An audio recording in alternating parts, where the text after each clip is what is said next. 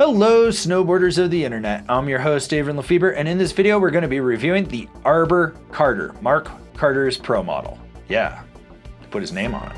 This board features Arbor's camber system, which has some 3D to it with the offset fenders and added contact points right underfoot with the Libtech. So the camber is going to give you all that load, pop, snap, and drive. Those offset fenders are going to help with powder displacement as well as just turn control, and then the Libtech's gonna give you more edge control right underfoot. This board's available in 149, 152, 155, 158, and 161.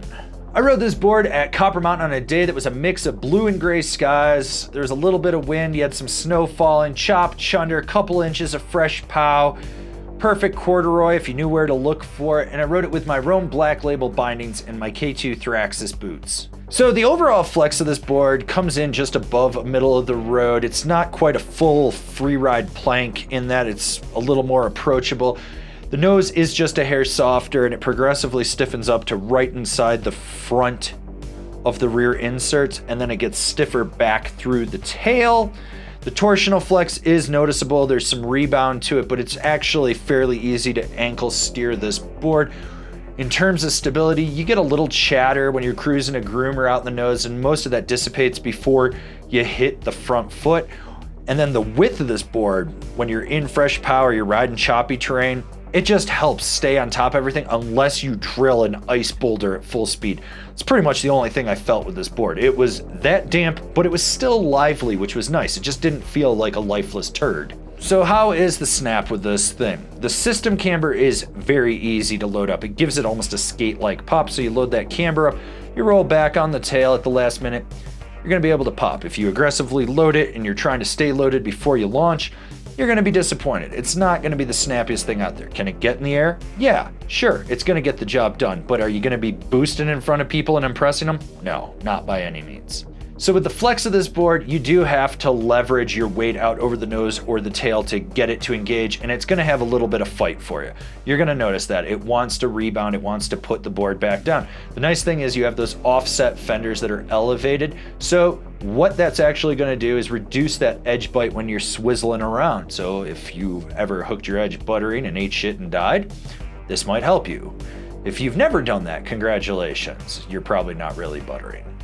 Can this board butter? Yes. Is it the most butterable thing out there? No, but if you know what you're doing, you can have fun with it.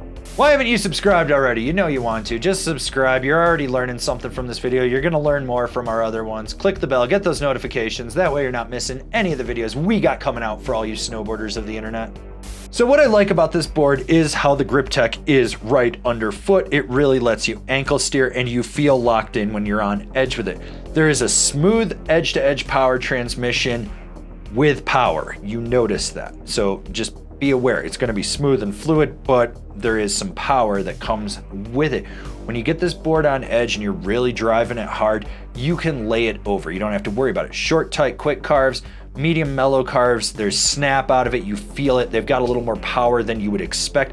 And those deep, hard, aggressive carves, you're locked in and you're laying that trench from one side of the run back to the other. This board just feels secure on edge, and I can't stress that enough.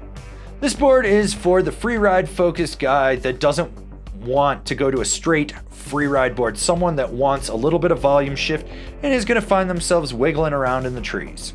All right, you need another subscription service in your life? Head on over to Angry Snowboarder VIP and become a member. That's right, it's like a subscription service, but with far less benefits. I don't know, maybe you don't want to sign up for it. Either way, it'd be cooler if you did. So this is basically a stiffer Satori and a little more directional, so if you wanted something, that's where you'd go. They say you can downsize 3 to 5 centimeters on this. I would say 3 centimeters is probably the ideal amount to downsize. I think 5 is a little bit overkill. Overall, this board carves well, it floats well in the pow. It's stiffer than you would think, but it's still approachable. And if you have to go in the park, it doesn't suck. I was board sliding a down flat down with this thing and it was stable as hell. Actually really enjoyed this thing in the park, but it was way more fun riding fresh pow with it and just smashing it. Comparable boards, the Telos Backslash, the Libtech Golden Apex Orca, the Ride Superpig.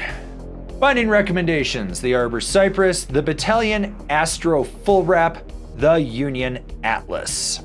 All right, this has been my review of the Arbor Carter. If you liked it, why don't you go check out one of the reviews for one of the comparable boards? You know you want to. Go down that YouTube hole.